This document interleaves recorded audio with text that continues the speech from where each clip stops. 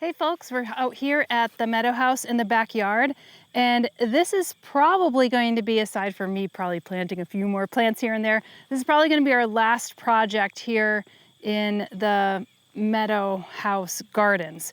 Now, if I could give you a reminder, all of these beds did not exist 3-4 months ago. So in June, we started this project. I got it in my head. I wanted to actually, put some beds in here, get rid of some of this lawn, plant a bunch of tulips here. That's another part of the project that we're gonna have to work on pretty soon. We dug out the edges of the bed, but the problem is, within a week or two, the grass starts growing in there again, and it's just a constant battle. And you could see the amount of this linear feet of bed. I think it wound up being around 600, somewhere between 560 and 600 linear feet of bed edging that we needed. And we got some drone footage and we basically mapped out the shapes. We took some of the marking paint. You can see this area that is something that Sonder marked because it kind of dips up and it ruins the shape of the bed. So we're really persnickety with this, but Sonder and I wanted to share about how we're actually edging the beds because some of you have asked about that. And we found a really nice landscaping product that we'd like to share with you. And I'd also like to share some of the tools that we're using in order to do it as well. Landscape edging, we all know those plastic edges that you get at the big box store. When you unpack them, usually they'll come in a roll. They're like this.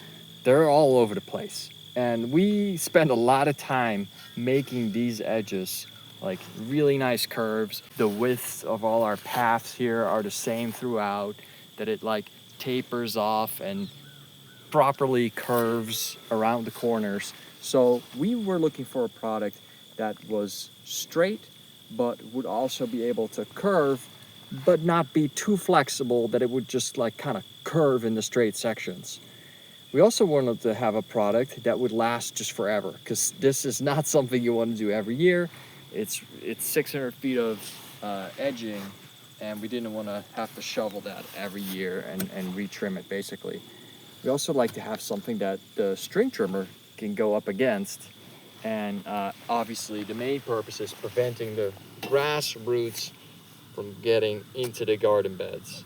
So we found this product. It's an aluminum edge. So the way they lock together is they have these little teeth, if you could see on the edge there, and you gotta be really precise, but yeah, they kind of lock together. So it's a YardEdge product by DreamScape, and we got the bronze color.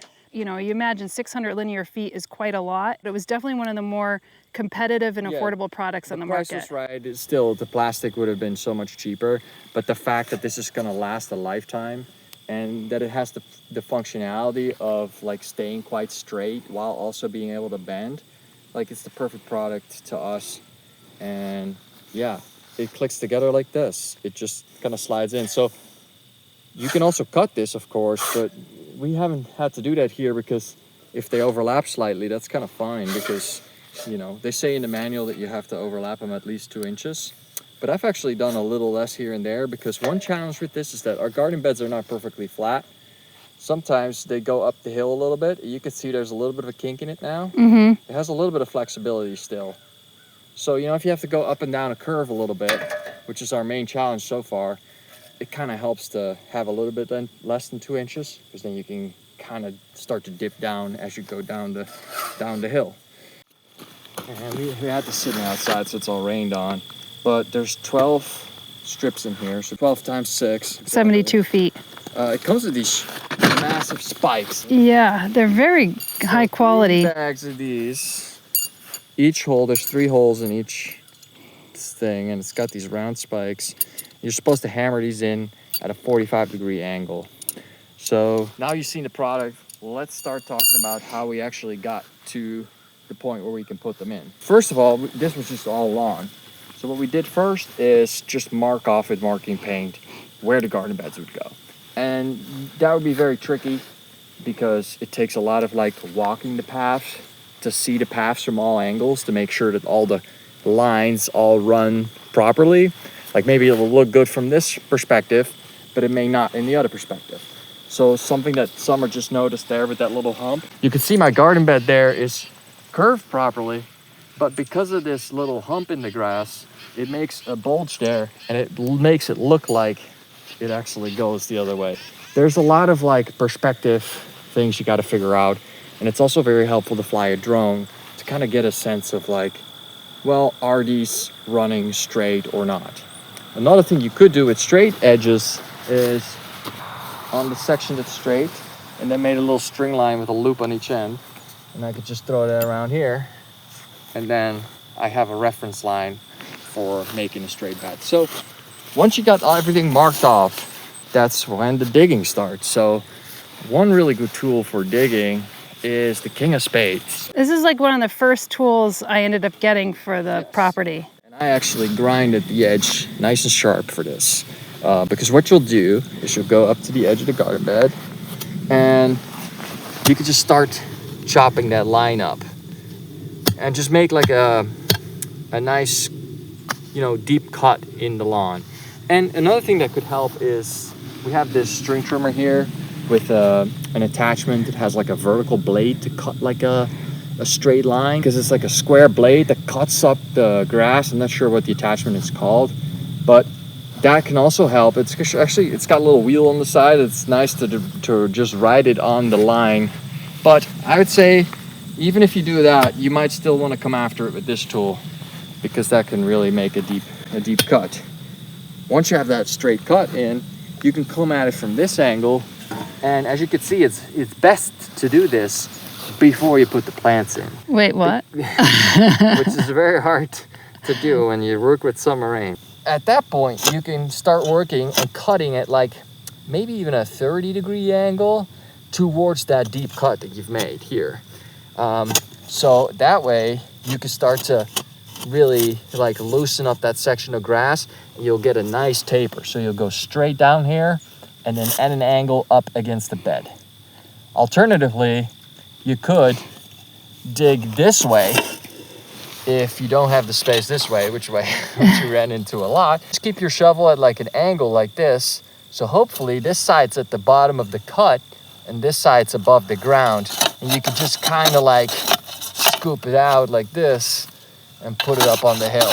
So once you have that edge like that, you want to put the edging in right away, because if you don't, it will fill back in to dig it out again. It does a couple times because we were waiting for the shipment and then we just got busy doing other things, and then it rained a couple times, and then as you can see right now, most of the dirt is back in here. But it actually doesn't take that much to get that back out, because I've actually found a really good method with my foot. I could just use my heel and I could have the left side of my foot kind of like against the edge of the soil here, because this is still really hard and compacted, and the right side's very loose. So by just doing this, I immediately find where that edge is again. Yeah, and I should just say that this is all that Espoma Seconds product that we put in and basically filled these beds, so that it's not like we're working with like really difficult soil. Although the stuff that Sonder has been digging out has clay and rocks and all that other kind of stuff. But this Sonder looks really good, but you've done a couple other things in here in order to make it straight. Now to better prepare, because like you could have this whole groove dug out, but if there's one stone just sitting there at like, this goes in at 4 inches deep. If there's one stone sticking out at 3 inches, you can imagine that this thing is not gonna care, it's not gonna go down. It will wiggle on that rock. So you wanna make sure that you have a really clean edge and that nothing can obstruct it. I basically got my carpentry tools out, because I'm more a carpenter than a gardener. And I've just gone along the edge like this. So I'm using my hammer actually, because surprisingly enough, a claw like this on the end of a hammer is a really good tool to dig, especially if it's straight and not too curved. So, if I'm going like this and there's a stone in the way, I can like either pound it further into the ground so it's below 4 inches, or I can rip it out like this. Oh, that's clever. And throw it on the pile. But the idea is to get a nice 4-inch deep groove here. And I've even cut some of these boards that are 3 inches. So I know that once this is flush with the soil, I'm 3 inches deep. So ideally I sit a little bit above it. We like to keep our edging, maybe they say 1/2 inch above the soil, but because we're on such a slopey landscape, it's just gonna happen that, you know, at some points it's flush, some points it's 1/2 inch, other points it's 1 inch above. So I'm just using this also, kind of like how I was using my shoe to like dig that groove. And I almost wanna have, instead of an edge that's going straight down, I almost wanna go into it a little bit like this. Just so there's like extra space for if there is some soil that collects here, it's still gonna be able to sit up straight. Because the worst thing is putting this edging in and it's like leaning back like this. That wouldn't look good. You wouldn't get a good edge. You want the edging to be in the bed as vertical as possible. So once I have this claw hammer strategy down and I got most of the soil out of there, I make sure I rip all this grass off on the edges, and then I'll use this drywall knife to kind of just like, there's a lot of stone here, but you can kind of see how this goes. Kind of really get in there with the details so that it's really cleaned out. And this makes it really easy to cut that soil. But there's a lot of stones here that, you know, ideally you rip them out first. But then this, you know, you can really get that angle and then push the soil away really easily. So I just go around the whole bed doing this, because then I make sure that I can actually fit this garden edging in there. You could tell that in most places it sits up vertical. I had a moment here where there's a bit of a hill and it wanted to kind of buckle and the bottom wanted to push out.